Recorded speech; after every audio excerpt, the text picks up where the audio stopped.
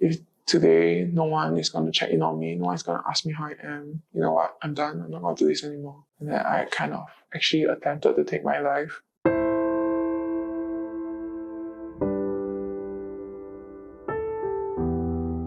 I'm Kelly and I'm 16 this year and I'm currently studying.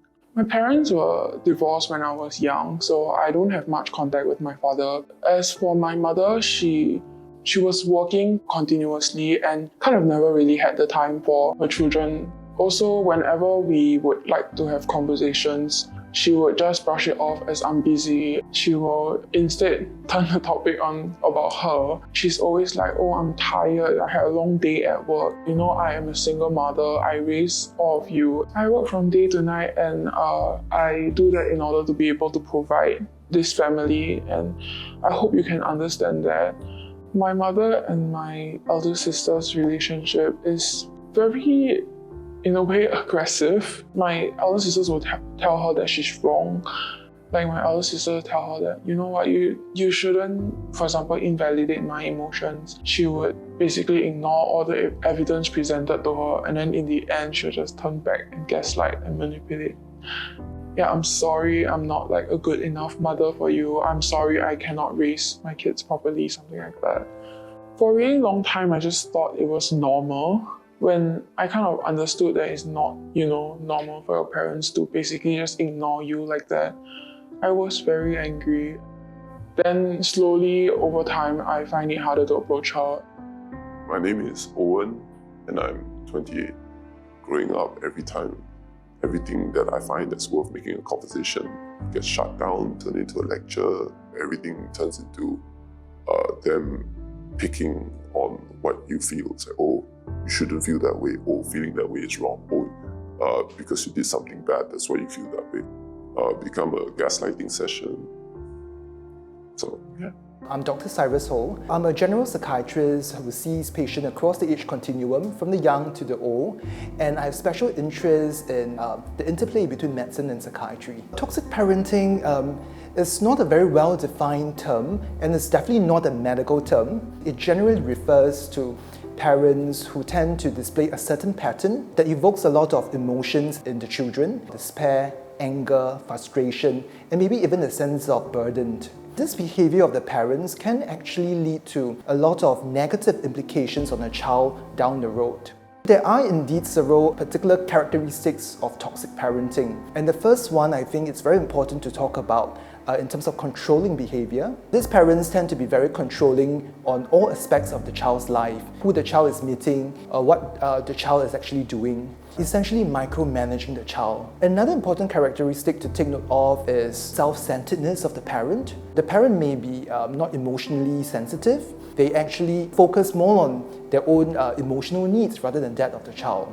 Another characteristic is in terms of manipulative behaviors. Toxic parents may use various means of manipulation, using the guilt, shame, humiliation to try to toy with the child's feelings. The other thing that we need to talk about is in terms of abuse: physical abuse, emotional, verbal abuse.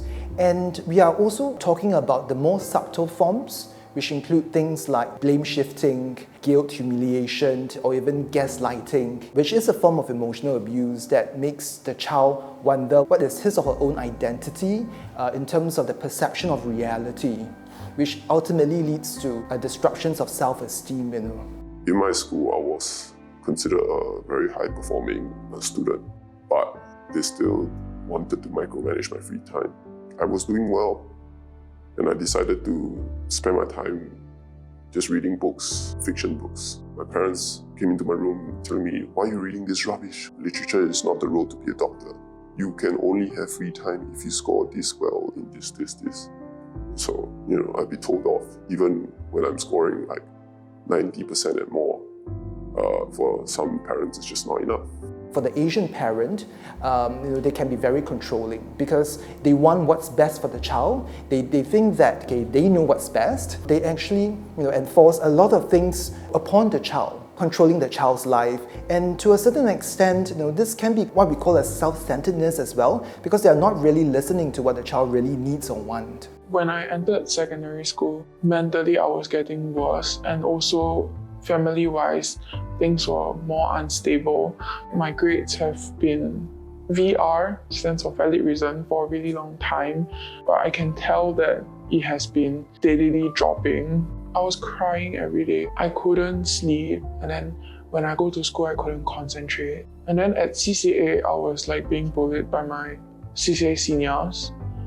At home, I cannot really talk to my mother, right? When everything was that bad, it just kind of hit me. I was like, if today no one is going to check in on me, no one is going to ask me how I am, you know what, I'm done, I'm not going to do this anymore.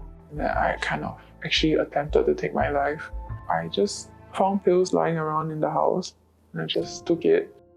Well, I essentially just woke up with a really bad stomachache. I went to the doctors, but I didn't say for what. I just said I had gastric pain.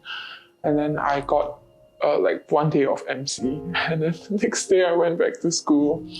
And I just, pretended that nothing happened and that everything was fine. In the stage of growing up, during the formative years, the child may also suffer quite a lot of, emotional issues, like in terms of self-worth, self-identity.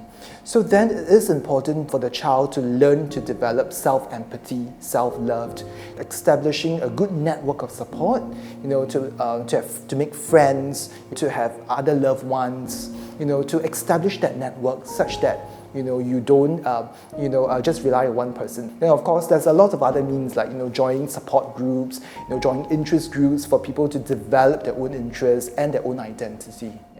After like 1 week later, I went to contact this youth center that I know about and told them about what happened. I was actually presented with like a suicide contract, which is basically to say that, I'm not going to do anything dangerous from this period to this period. So when I went to school, I told my teachers about what happened, to explain my attendance, right? So I was then referred to the school counselor, and then my school counselor is actually pretty helpful, and he was the one who admitted me the first time. I actually got admitted to IMH, so from then on, I kind of met psychiatrists and psychologists, and then I am diagnosed with depression, major depressive disorder, and then I'm also diagnosed with borderline personality disorder and anxiety. I take antidepressants daily, and then I have melatonin for sleep, and then I also have another medication in case of panic attacks. There was one session where she went in instead of me, and then she told my therapist that she had a really hard time, and then when I went in, my therapist just told me that, do you know that your mom actually has a really hard time raising you? And I'm like, I know, but this is, kind of like my therapy session. Why are you telling me about my mother's struggle? I guess it was tough to hear that from like a professional that is supposed to help you. I guess I have a big support system. My sister is first. Even though she is not somebody I might share all my troubles with, she's always like a safe person that I can go and find in case if my mother decides to, go bonkers, I can just go and find her instead. And then definitely my psychologist, which is also my therapist, and then my school counselor, and then teachers at GRIC. The youth center is somewhere I have been for a really long time, and basically what they are there for is to help the children in the community, and teachers engage us in activities and we can essentially talk to them about whatever we want. So I just thought it would be a good avenue to, seek help. I must say that it is very challenging and very emotionally draining to deal with toxic parents. First of all, communication is very important. And of course, I think as a child, you do need to try your very best to make yourself heard, to make yourself seen in front of your parents. So that means to say, communicating with them, what really you need, what are things that you really dislike. You do your very best to try to get them to see things from your perspective, hoping that they can reflect upon their actions and perhaps make a positive change. But we may also come to realize that whatever things that we do, may not be able to make a difference in the attitudes of a person. So then the child will need to self-moderate, will need to accept things as it is, and then moving on in life, regardless of what the parent does. After moving out, I had to struggle with paranoia because they still wouldn't let go of me. Like, they still believe that I owe them my life or something. They tried to text me, they emailed me. I didn't want to read anything that they sent me. I just did not want it at all. I used to think I kind of understand why she acted the way she did. But then over time, I guess not. Because I just think that, maybe she really is trying her best. And maybe I should just lower my needs and lower my expectations a little bit more.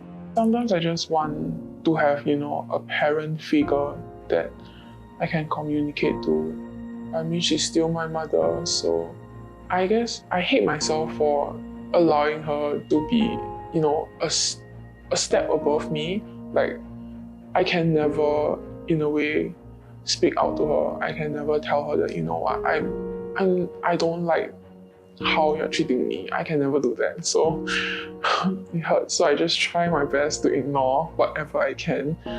I hate her, like, in my own time, but in front of her, I cannot tell her that I hate her. Yeah, because she's my mother.